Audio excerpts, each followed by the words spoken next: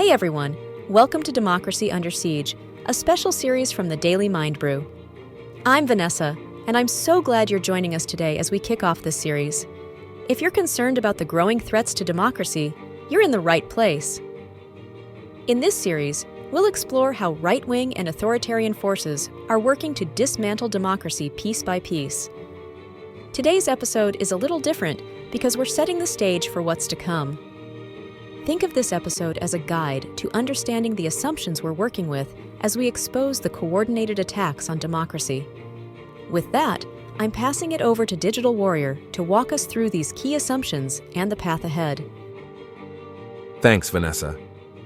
Today, we're setting the foundation for this entire series, and it starts with understanding the assumptions that drive everything we're going to explore. First, we're not just talking theory here. We've seen these strategies unfold in real time at the local level, with groups like Moms for Liberty flipping school boards and pushing their agenda. These groups aren't just testing the waters, they're refining strategies that can be used on a much larger scale. One of the key tactics they rely on is what we call a blitzkrieg strategy, a fast, overwhelming series of attacks that hit from all sides, leaving the opposition scrambling to respond. When you're constantly putting out fires, you don't have time to focus on the bigger picture, and that's exactly the goal. It's not about winning small battles.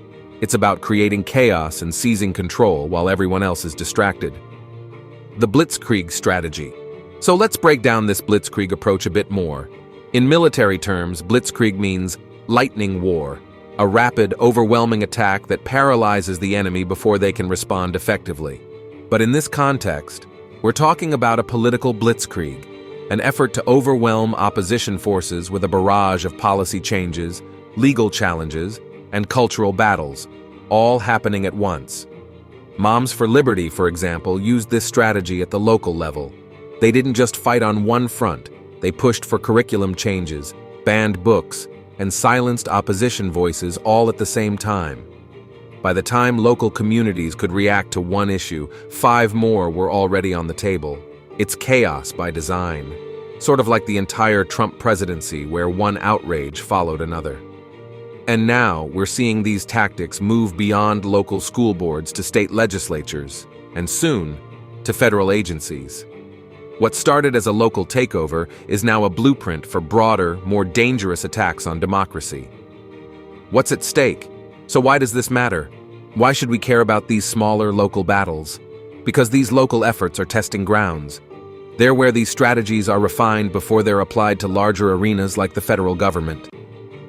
Imagine this same blitzkrieg approach used to take over federal agencies, the courts, and even the military. By the time the opposition can mount a defense, it's already too late. That's what's at stake here, and that's why this series exists, to expose these tactics, connect the dots, and show you what's coming if we don't act. Our approach in this series. So, what can you expect from this series? Each episode will focus on a different part of the playbook, how authoritarian forces can systematically dismantle democracy from within. We'll look at how they manipulate the courts through legal manipulation and judicial activism, stacking the courts with loyalists, expanding their power, and overriding unfavorable rulings. We'll also dive into how they can turn bureaucratic institutions into tools of oppression, weaponizing agencies that were once designed to protect and serve the public. Each episode will connect back to this overarching theme. The strategies we're seeing aren't isolated. They're part of a coordinated, long-term plan to dismantle democratic systems from the inside. Our job is to break it down piece by piece and show you exactly how it's happening. Call to action. As we move forward, remember that democracy doesn't defend itself. It takes all of us, being informed, staying engaged, and standing up when we see the warning signs of authoritarianism creeping in. This isn't just about being aware, it's about taking action. The more we understand the strategies being used against democracy, the better equipped we are to fight back. So keep tuning in, keep asking questions, and keep resisting.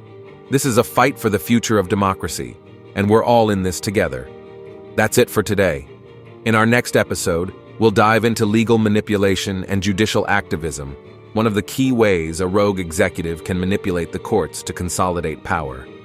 We'll break down how they stack the courts, expand their influence, and override rulings that don't go their way.